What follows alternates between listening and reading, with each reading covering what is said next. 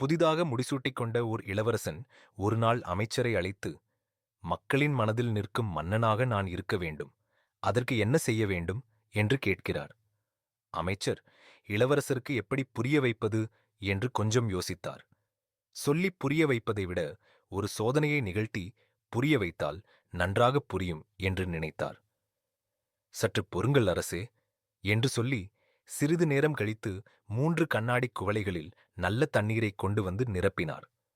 பிறகு அதில் கொஞ்சம் களிமண், பஞ்சு, சர்க்கரை மூன்றையும் தனித்தனியாகப் போட்டார்.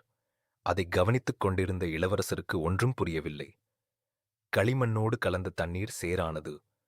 பஞ்சு முடிந்த அளவு தண்ணீரை உறிஞ்சியது. தன் இயல்பையும் இழந்தது.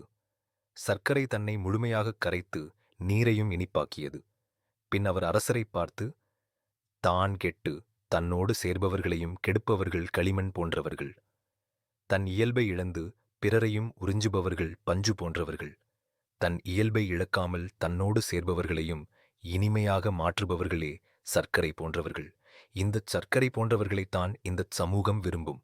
எனவே மக்கள் மனதில் நிலைத்து நிற்க வேண்டுமானால் சர்க்கரையாக உங்களை கரைத்துக் கொள்ளுங்கள், பிறருக்கு பயன்படுங்கள். மக்கள் மகிழ்ச்சியடைவார்கள் என்றார். விடை கிடைத்த மகிழ்ச்சியில் பீடு நடை போடத் தொடங்கினான் இளவரசன். இது அந்த இளவரசருக்கு மட்டுமல்ல, அனைவருக்குமான பாடம்தான்.